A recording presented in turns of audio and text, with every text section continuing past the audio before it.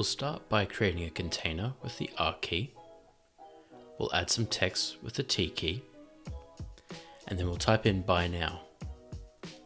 We'll then adjust the text properties to the attributes that we desire, including the fill, changing that to white.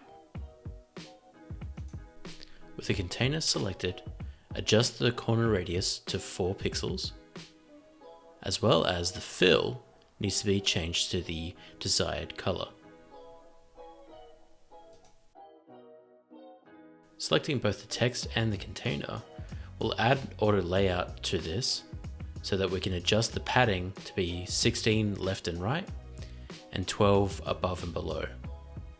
We'll also adjust it to be auto height and then change it to vertical rather than horizontal.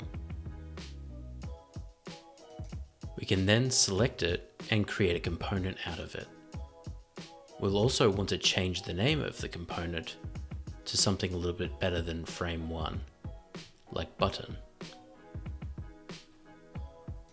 With our newly formed button, we can now adjust the text and the button size will also resize.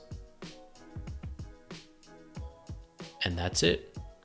Now we have our button as a component.